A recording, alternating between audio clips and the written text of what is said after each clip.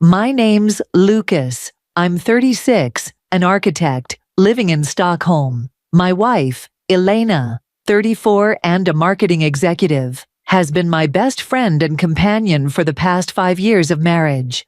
We met at a cafe near Gamla Stan, the old town of Stockholm. She was this lively, ambitious woman with a spark in her eyes that instantly drew me in. We clicked. Life with her was beautiful.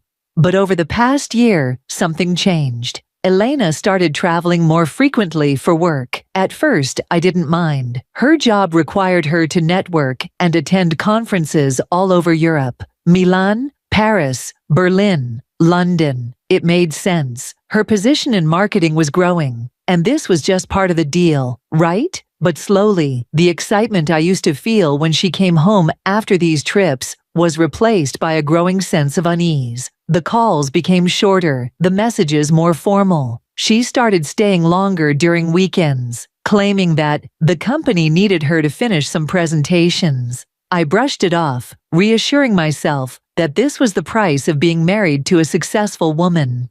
Until one evening, everything changed. The discovery.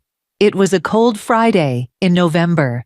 I was sitting at our kitchen table, working on a blueprint for a new residential building project, when Elena called. "Hey love," she said, her voice unusually distant. "I'm going to need to stay in Gothenburg for the weekend. Something came up at work." I felt a knot form in my stomach. Normally, I'd just say, "Of course, no problem," and go on with my day. But this time, something inside me urged me to check. Maybe it was the months of growing doubts, or perhaps I had already noticed the signs but hadn't wanted to admit it. When she left that evening, I decided to take matters into my own hands. I knew where she stayed during her trips to Gothenburg, an apartment provided by her company. I had been there before when we'd met up for a weekend getaway, so I had a spare key. I told myself I'd go there to settle my nerves, to prove to myself that everything was fine. The next morning, I packed an overnight bag and drove 3 hours west to Gothenburg. Her apartment was quiet, almost sterile, as if she didn't spend much time there. I went through her things carefully, not really expecting to find anything. I opened her wardrobe, and at the very back, behind a stack of neatly folded sweaters, I found it. A small pack of condoms. I froze.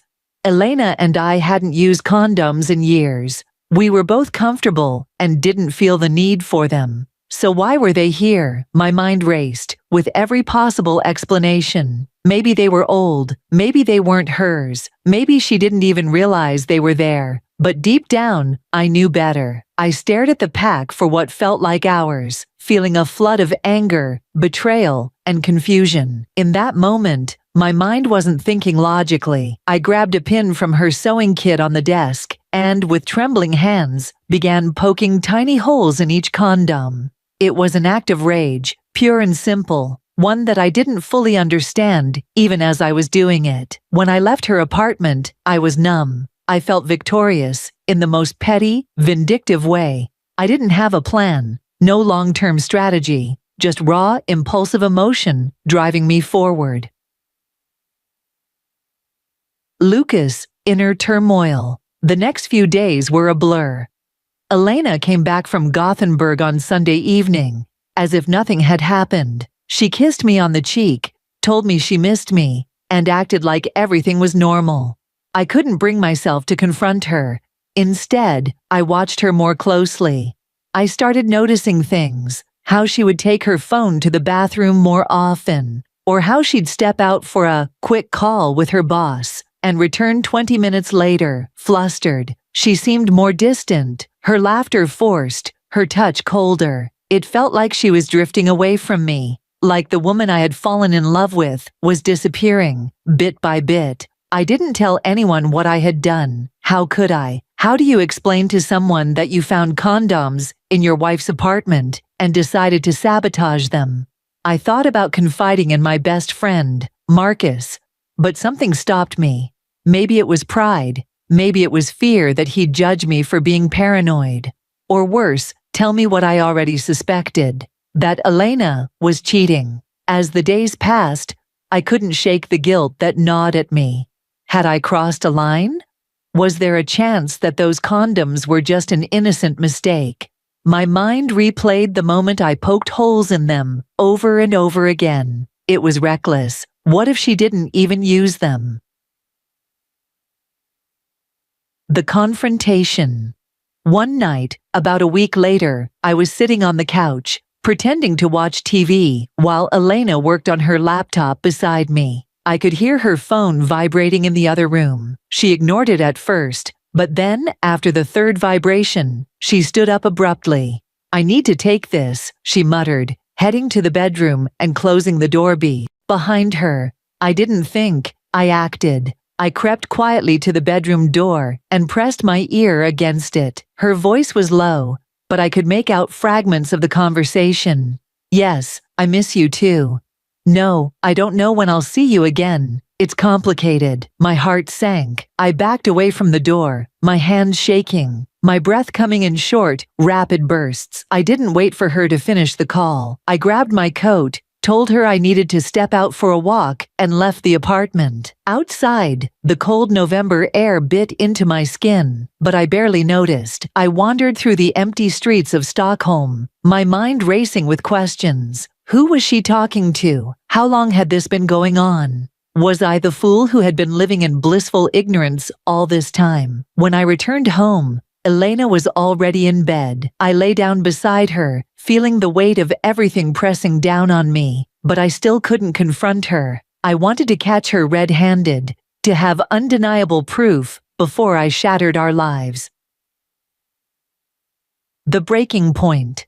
A week later, Elena told me she had another business trip to Milan. This time, I couldn't suppress my suspicions. I remembered the condoms I had tampered with and felt a dark sense of satisfaction. Let her go. Let her think she's safe. If she used them with him, it would only be a matter of time before something went wrong. But curiosity got the better of me. While she was away, I decided to visit her Gothenburg apartment once more. I don't know what I expected to find. Maybe more condoms, maybe some love letters, maybe nothing. But what I did find was far worse. Tucked into her travel bag was a receipt for a luxury hotel in Milan, dated 2 weeks ago, along with a romantic text thread on her laptop from a man named Antonio. The messages were explicit, filled with promises to see each other soon, to spend another magical weekend together. I sat there in shock, staring at the evidence. There it was, the confirmation I had been dreading.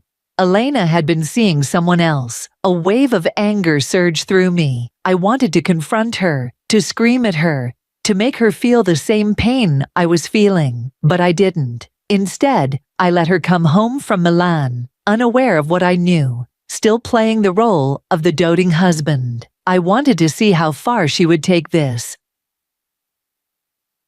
Elena's confession. 2 weeks after her return from Milan, I was sitting at the kitchen table again, pretending to be engrossed in my work, when Elena walked in. She looked different, tired, drained, like the weight of the world was on her shoulders. I braced myself. "Lucas," she began softly, "we need to talk." My heart raced. This was it. She sat across from me, avoiding eye contact. I haven't been honest with you. There's something you need to know." She hesitated, her voice trembling. "I've been seeing someone else," she confessed, her words barely a whisper. "It started a few months ago, a colleague from Milan. His name is Antonio." The world seemed to stop. "But it's over," she continued quickly. "I ended it after the last trip. I realized what a mistake I'd made. I love you, Lucas. I don't want to lose you." I sat there stunned, unable to process what she was saying. The confession I had wanted for so long had finally come, but it felt hollow. All I could think about were the condoms, the holes I had poked in them out of spite, and how pointless it all seemed now. I didn't know whether to laugh or cry. The aftermath.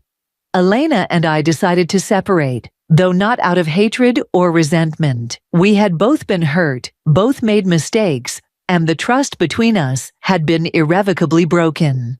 She moved out of our apartment, and I stayed behind, haunted by the ghosts of our past. In the end, the thing that sticks with me the most isn't her betrayal, it's mine. I thought poking holes in those condoms was a way to get even, to make her pay for what she'd done.